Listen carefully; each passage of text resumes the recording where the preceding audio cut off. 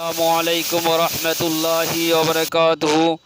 সম্মানিত দর্শক শ্রোতা বন্ধুরা, দেশ এবং দেশের বাহিরে যে যেখান থেকে আমাদের চ্যানেলের সাথে যুক্ত আছেন, সকলকে আমরা শুভেচ্ছা এবং অভিনন্দন জানাচ্ছি। মানুষের মুক্তি কোথায় চ্যানেলের পক্ষ থেকে আজ আমরা নতুন একটি ভিডিও নিয়ে আপনাদের মাঝে হাজির হয়েছি। আজ আমাদের মাঝে বিস্তারিত আলোচনার জন্য আমাদের আলোচক আছেন ফকির গোলাম মোহাম্মদ স্যার, একজন গবেষক এবং লেখক সাধক।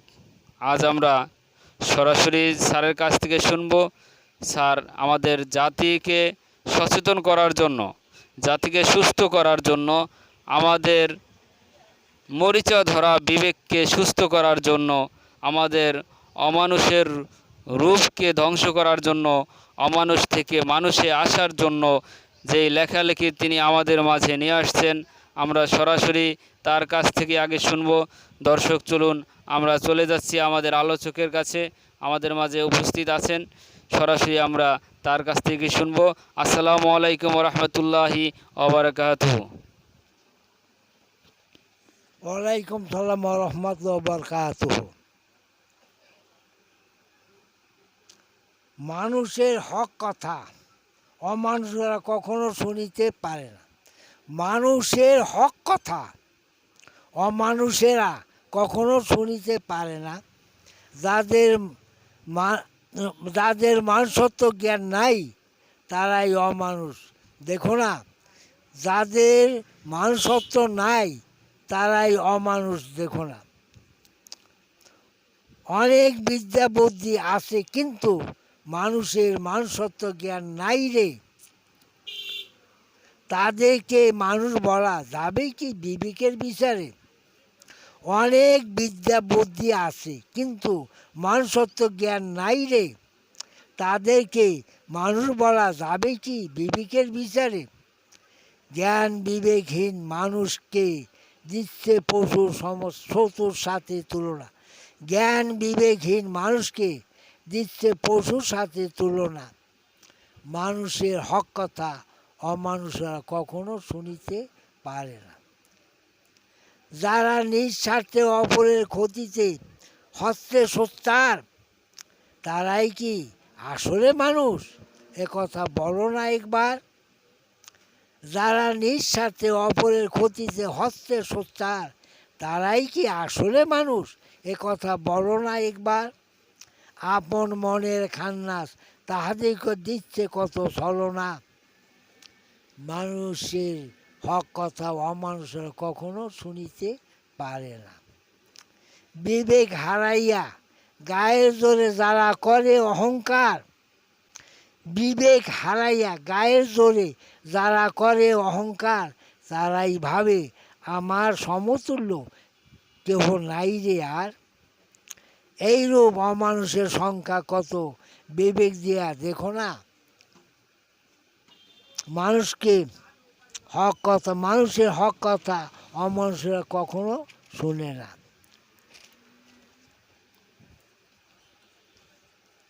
অদম গোলাম মোহাম্মদ এইবার ভেবে কয়, অপরের ক্ষতি করিতে যারা নাহি করে ভয়। অদম গোলাম মোহাম্মদ এইবার ভেবে কয়, অপরের ক্ষতি করিতে যারা নাহি করে ভয়, তাহারাই পাপী, আল্লাহ তাহাদের কখনো ছাড়ে দিবে না। তাহারাই পাপী, আল্লাহ তাহাদের কখনো ছেড়ে দিবে না। মানুষের হক কথা কখনো অমানুষেরা শোনে না। ধন্যবাদ সম্মানিত আলোচক জনাব ফকির গোলাম মোহাম্মদ স্যার, খুব সুন্দর আলোচনা করলেন আমাদের মাঝে। তো স্যারের আলোচনা থেকে আমরা পেলাম যে অনেক বিদ্বান ব্যক্তিও অমানুষ হতে পারে তার বিদ্যার জোরে।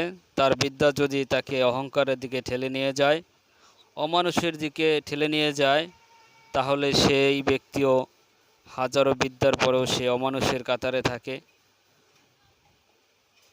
মানুষত্ব জ্ঞান যাদের নাই তারা অমানুষ, বিবেক হারাইয়া গায়ের জোরে যারা কথা বলে অহংকার করে তারাই অমানুষ। আজকে আমরা সমাজে অসংখ্য অগণিত মানুষ আছি, কিন্তু মানুষ রূপী আমরা অমানুষের সংখ্যাই বেশি। এজন্য আজকে আমরা স্যারের কাছ থেকে আমরা একটি প্রশ্নের জবাব নেব যে বিদ্বান ব্যক্তি বা শিক্ষিত ব্যক্তি তারা কিভাবে অমানুষ হয়ে যায়, এই বিষয়ে যদি স্যার দর্শকদের উদ্দেশ্যে আরেকটু এই লাইনটা সম্পর্কে বলতেন যে বিদ্বান বা শিক্ষিত লোকেরাই অহংকারী বেশি হয়, সেটা কিভাবে সম্ভব?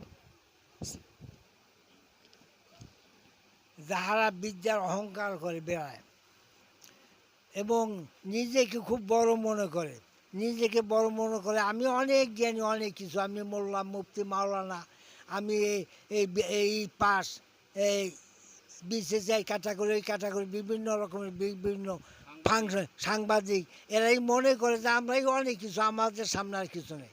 কিন্তু তারা এই কথা বিবেচনা করে না যে আমাদের এই অহংকারটা আমাদের ধ্বংসের পথে নিতেছে। এই অহংকারটাই আমাদের শয়তান। শয়তান হলো অহংকারের শয়তান। শয়তান গাছে মাছে দুনিয়ার কোথাও থাকে না, থাকে মানুষের অন্তরে। যাই মানুষের অন্তরে শয়তান প্রবল, সেই মানুষের অহংকারী বেশি, সেই মানুষের শয়তান, সেই মানুষের অমানুষ।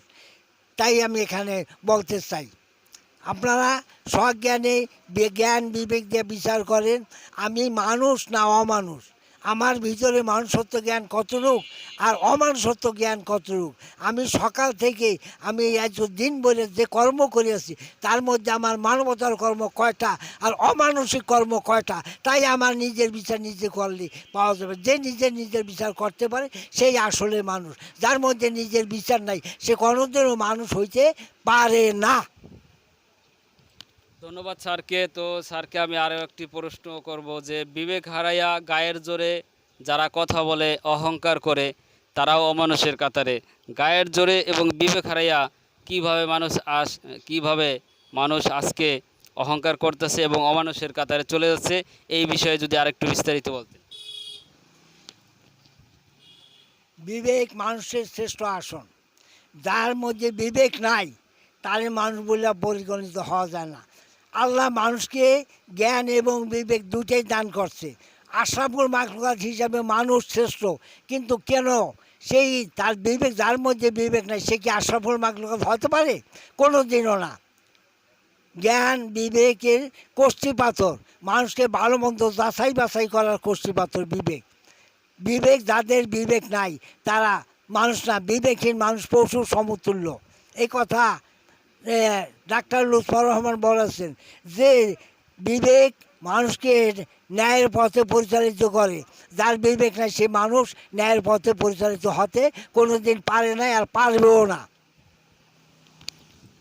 ধন্যবাদ সম্মানিত আলোচক। আজকে আমরা দর্শক এখানে বিদায় নিচ্ছি এবং দর্শক আপনাদের মাঝে আমাদের স্যার একটি প্রশ্ন রেখে গেছে, আপনারা খেয়াল করবেন।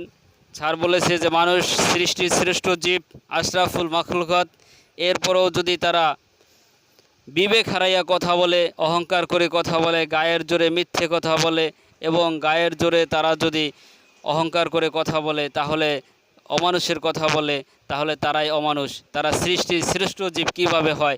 এই প্রশ্ন আপনাদের মতামত এবং লাইক এবং কমেন্টস করে আমাদের সাথে থাকবেন।